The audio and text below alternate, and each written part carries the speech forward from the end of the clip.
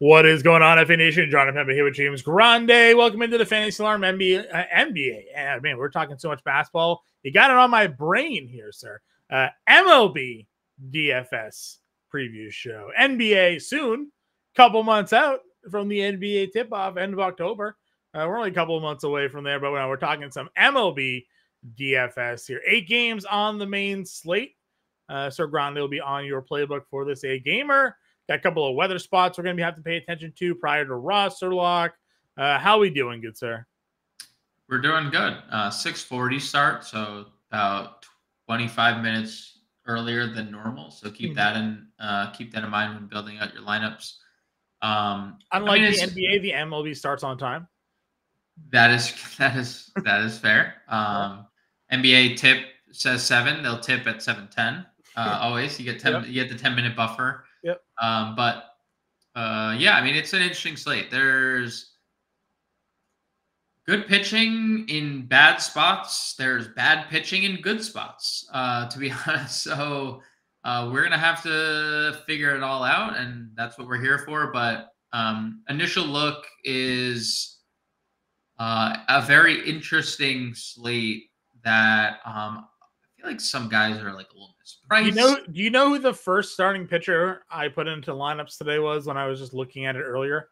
The opposite of Macy's. Opposite of Macy's, yeah, JP Sears.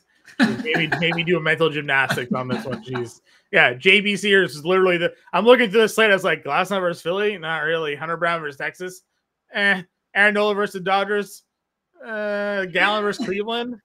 No. Logan Webb versus Washington. Maybe. Logan Allen versus Arizona. No. Brady Singer versus Boston. No. JP Sears versus the White Sox. Oh, okay. Sure. Like I feel a little bit better about this than any of the other matchups that I've run across here.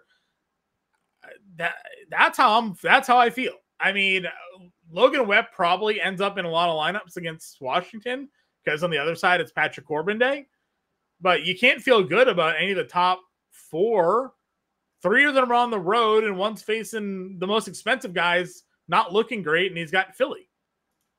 Fairly certain we talked about Patrick Corbin Day not working out, and then he went out and gave 11 runs. He gave 11 runs. He stepped on a grenade. He stepped on a grenade. It was great. Yeah, I mean, I think Sears not only, like, he definitely feels good. He's facing a team that has quite literally lost 20 straight games. They have lost 20 consecutive baseball games. And now that team has to travel to Oakland, and that is a massive ballpark and a good pitching environment. And against a team that is hitting the baseball better than almost anybody. Yeah. So there's a lot of things baked in. The strikeouts have been baked in for JP Sears of late. I think that's been something that eluded him a lot earlier in the year and has not a lot of the latter part of the season. The price is good. The environment, like everything about Sears is good. I'd say I agree on your Logan Webb call. Washington has still been okay against right-handed pitching over the last month. They're 14th in OPS, which is right about league average. The ISO is where they lack 25th. Doesn't really matter because Logan Webb doesn't allow home runs to begin with. 17 ground ball outs to the aforementioned Oakland A's, who he shot them out in a complete game effort in his last start. Yeah, and we had talked about it, how he was struggling going into that start. And he was. No, he absolutely was. And then he threw a gem. And that happens because he was an all-star and he's a good pitcher. So I do like Webb 84. I'll throw this one out to you. And I think there's a lot of win equity baked into this. It's Zach Gallen. And the reason I'm going to say Zach Gallen is we've talked about Cleveland in specific splits, and this is obviously the split that is good for pitching. Yeah. In the last 30 days, so since July 4th, Cleveland's 29th in OPS. Only the White Sox are worse against right-handed pitching. 29th. Again, they don't strike out a lot, and that's just kind of Cleveland's MO. I was going to say, tell that to Corbin Burns today, right? Like Josh Naylor plugged them, like there's... Yeah, and no, I'm not saying like they're a bad... Like, you look at that offense and you're like, oh, lefty Ramirez, lefty Kwan, lefty Naylor, like right at the top. Like Martinez hitting second. homered off Eflin and then hit 2 foul ball home runs as well off Eflin. Like could have had a 2 to 3 home run game in that one, hitting second lefty. But the numbers are the numbers. They're 646 team OPS, 229 team average, a 130 ISO over that span. Their WOBA 281. That's only ahead of the White Sox. They're 29th. So like 8,600 for Gallon. If he were to give you 6 strikeouts to win, like he got in this, literally in the Washington start. Yeah, 23 fantasy points. Where again, Logan Allen's pitching, and lefties do not fare well against Arizona. Like it is a death sentence right now against Ketel Marte and company. So I like Gallon, I like Webb, I like Sears, and I largely agree with you on everyone else. Only thing I'd mention, and I don't even know if I want to mention it, is how good Brady Singer's been in Kansas City. Yeah. But like it's also what wins out between how good Brady Singer's been in Kansas City or just Boston being Boston. Weiler Abreu just came off a series in Texas where, absolutely dominated. 2 homers today, homered in the first game of that series here. That the Red Sox offense versus righties. Nothing I am looking. I don't disagree. Ultimately I don't disagree. I was just pointing out how good he is. Maybe, I don't think James Paxton's going to do all well in this matchup either.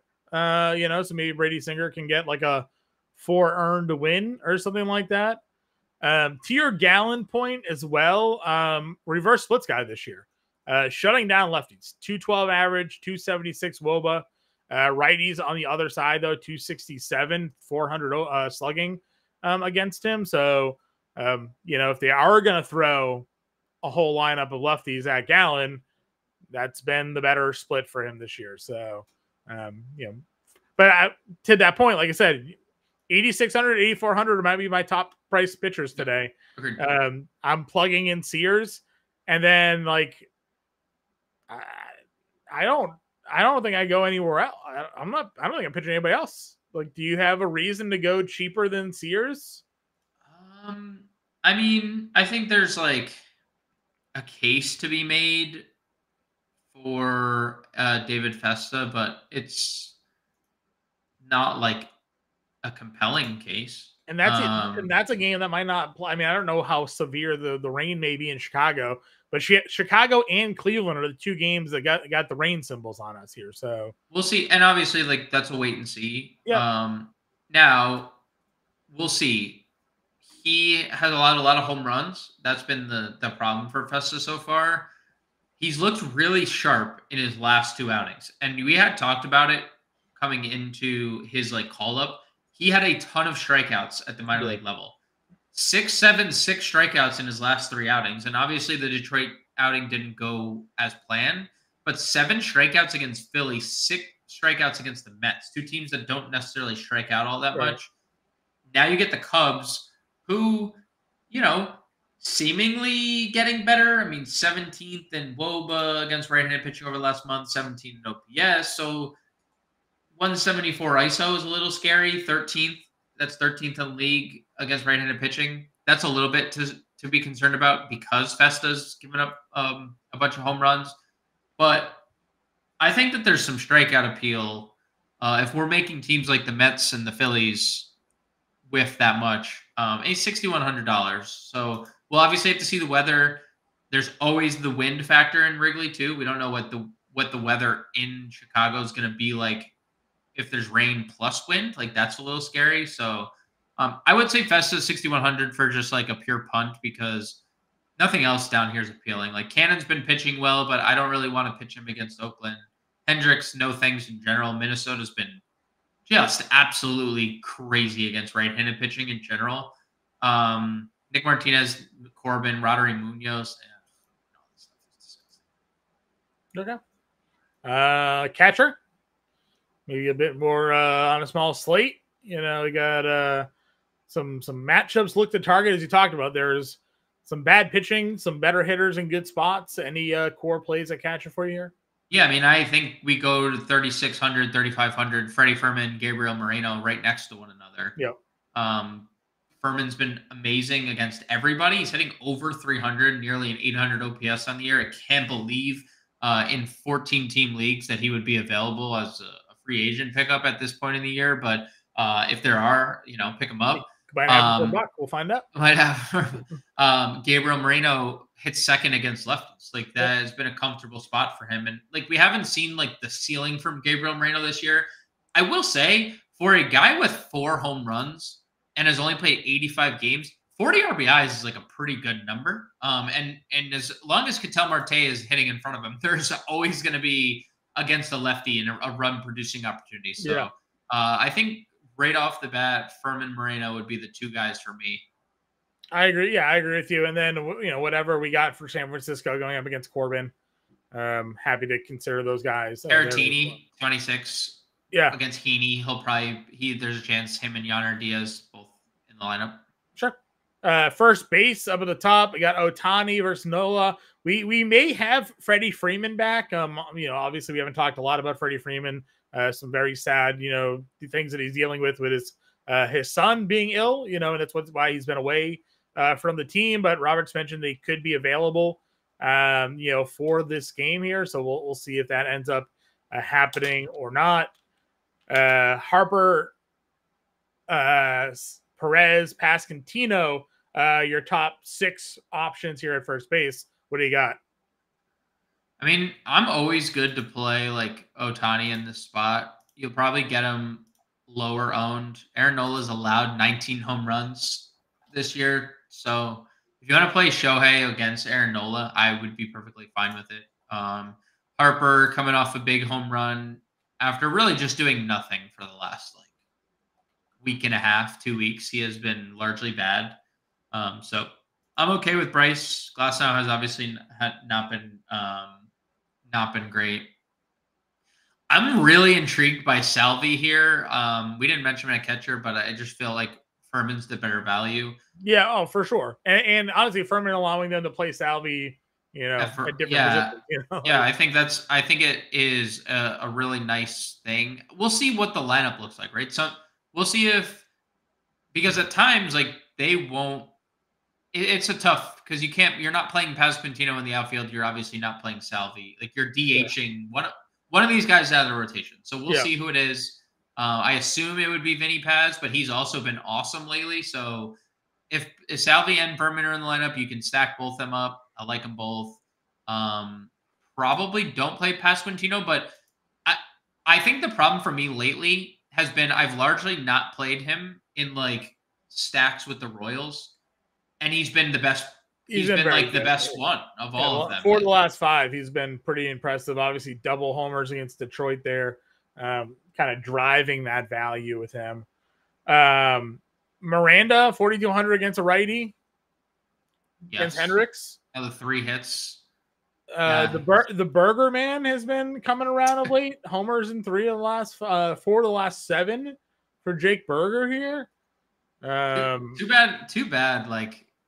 I mean, this Miami team was fun last year when they once they got Burger and stuff, and they just obviously stunk this year. Yeah. And now they're getting the best version of him after they trade everyone. After they got rid of everybody, yeah. Who knew he needed the lineup protection of Jonah Bride, to get it going here. Speaking of home runs, Michael Busch against Festa there at $3,900. Certainly a spot we can look to target. Josh Bell is 3,300. He'll switch hitter against Logan Allen. You want to talk about a guy hitting a lot of home runs? Yeah. He has hit a lot of home runs lately. Mm-hmm. That includes mostly was Miami Josh Bell, but then he double donged for Arizona. Yeah. Let's see. What else we got down here? I don't think we need to go. Josh Bell 3,300 is it's a great value because they're going to hit him right. Get this crap off my screen. 1 career home run coming into the season. 3 in the last 5. They hit him 3rd and 4th. They hit him. He moved up. He was hitting 4th. They was like, "Nah, you're too good. You got to hit 3rd." 1 career home run for Jonah Bride. 3 in the last 5. I tweeted it after he took Schwellenbach deep. 28 years old, 200 career hitter. took Taj Bradley, a 50% Taj Bradley deep, and then took a 50% Schwellenbach deep. And then I don't even know what the Max Fried ownership was, but I'm sure it was probably close again because that's the ownership against Miami all the time, right? Would you actually play him? No. Like, there's no circumstance you'd play him?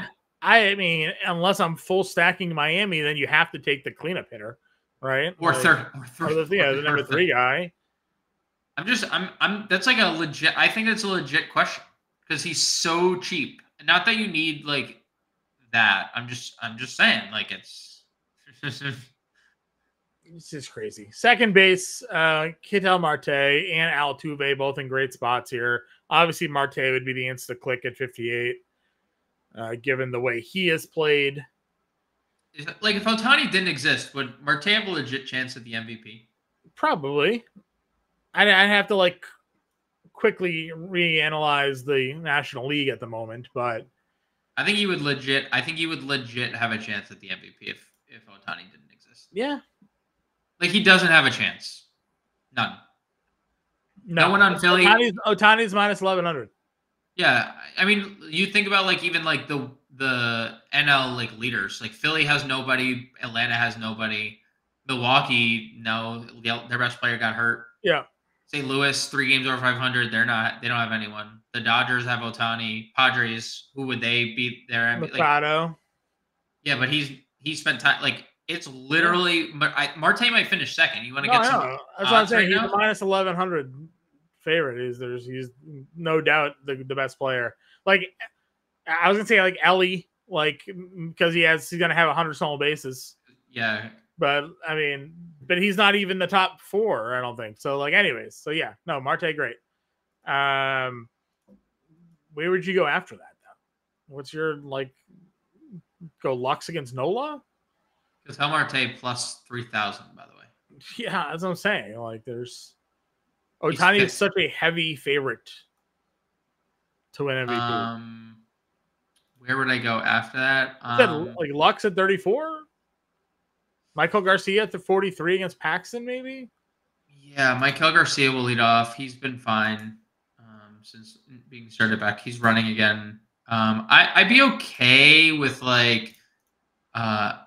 Actually, really okay with Willie Castro at $4,400. Second base, shortstop eligible. Bunch of hits and RBIs the last couple of days. Yeah. He goes through these spells. We know he does, and he's been leading off again. So he's going to lead off against a righty. The top of the whole lineup is super appealing. So I would say basically agree. I would just throw Castro into that equation. Okay. Third base, Devers, Ramirez, Lewis, your top 3 price guys here. Why are you doing this to me? I mean, the answer Lewis has the best. I think it's Royce Lewis. I think the answer is Royce Lewis. He's back, all the way back. He's so back. He's never left. He's just been hurt, right? Yeah. When he's healthy and at the dish, he's this. You know? Yes, he is. I mean, he would have hit 45 home runs this year. He would be contending. Well, I wouldn't say contending. Judge would by far have the league lead in home runs. But like, I don't know. Lewis had like homers in every game he had played. Yeah, he did. He did. I don't think there's a wrong answer necessarily because like Ramirez has been one of the best players in baseball lately, and Devers has been just period one of the best players in baseball. Without homers, Devers was being awesome. So I just think Royce, like, the discount and the matchup you get is like clearly the better option, but doesn't that obviously makes Devers and Ramirez like elite tournament pivots. A man I haven't played once this season. I've been trying. I swear I've been trying to get you to play Matt. I know. I've been trying to get you to play. Homers in back-to-back games in Cincinnati. Now gets the Patrick Corbin day. We know he has power and hits against lefties. So this could be my Matt Chapman first lineup of the year. So it's your Chapman Fitzgerald two-man stack now that Fitzgerald is once again just homering like regularly and I think Chapman's a really good play if you're not getting to any of those. And then value, you get Eugenio down here at 39. Homer the other day, or a couple hit the 3 homer game Homers all the last days. week. Yeah, homers all had the 3-homer game last week. So you can certainly do that against Logan Allen here. DeYoung versus Paxton with some power upside. Anything else for you? Miguel Vargas. Miguel Vargas, right? He'll lead off. Yeah, he'll. We're just playing Sears for sure, but you know. Yeah, I mean, if you just want to be contrarian, because I think we're at a point in the year that every pitcher against the White Sox is going to be 50+% owned, and if they get hit, then you are going to have a leg up on the field. Mm-hmm. Agreed. Shortstop's got Bobby Witt and James Paxton. That's good. Got Ellie De La Cruz against Rodri Munoz. We know Munoz is still, I think, over 4 homers per 9, like lefties. It's a lot. It's a lot. So, I mean, those are the 2 clear-cut plays for me at the top. Munoz, let's see. The official numbers. Here. It was 4.2, but it might be less, slightly less now. Oh, 3.9. 3.9. He has a so only a 260 BABIP against balls in play, 8.99 FIP, 5.8 xFIP against lefties, 51% fly ball rate for Rodri Munoz. This is not StatCast data. This is batted ball data. 41% hard hit rate allowed for Rodri Munoz against lefties. If you want to get your share of lefties against him, I will say though, John, my thing with Ellie, he goes in these slumps, and he is really bad. He still had 2 stolen bases today. I'm not saying, and that was the point. Like when you were like, I'm not playing him against lefty, that I kind of pushed back on. Like that is that is the Ellie De La Cruz thing that nobody can do, where he gets hit by a pitch and has 12 fantasy points, and that was nobody else can do that. Not a single player in the world can do that. So that's where I'd never cross him off my board. Sure. He has just proven to be incredibly streaky, and he's 0 for his last whatever, and he's 2 for his last whatever. Yeah. And that's where I'm always it's such a good spot. He's got another and a lot of people have this year, obviously. We talk about it all the time. Casualty of the StatCast out, where it's 103 line drive out, sort of deal, where you're just well, his batting average probability on this is 700, but he rocketed it at the second baseman, so out, which is always going to be his case, though, right? Him, O'Neal, Cruz, these guys just can't help it, but hit everything hard. They're just again. I'm not saying I'm not in on Ellie, because I am. But Bobby Witt versus James Paxton is very clearly the spot for sure. Yeah. How do you decide between? Well, we probably won't have to, because we're not spending up at pitching. But if you had to pick one of Witt or Ketel Marte,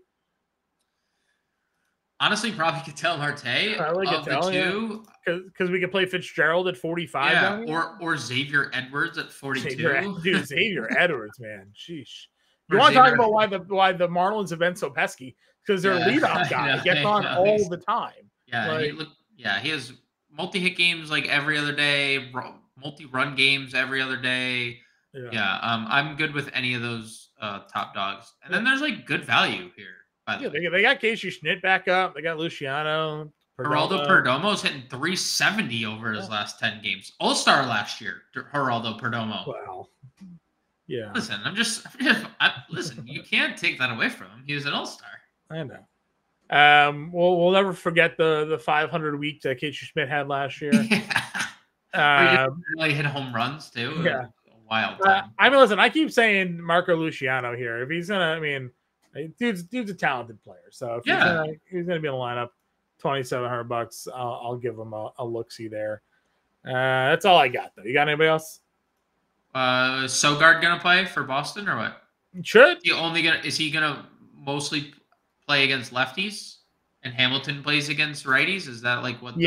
He's probably only gonna play against lefties. That's a good call. Okay. But again, dudes come up, been productive, because everybody basically comes up, has been productive for the Red Sox. So outfield, Ohtani's your top guy. Duran is playing through something. I know you were away this weekend, so he swung at a pitch on Saturday, and then when running to first base, like grabbed his ribs, and then another at bat, he swung and missed, and like grabbed his ribs again. Cora came out, and the trainer came out. He's like, "No, I'm fine," because he has like an Iron Man streak going. Okay, and he doesn't want to like miss games. So like, he's still obviously very good because he had a homer and 3 hits today. And 2 stolen bases. I mean, what do I have to do? How do I tweak my hip just like your ribs or something?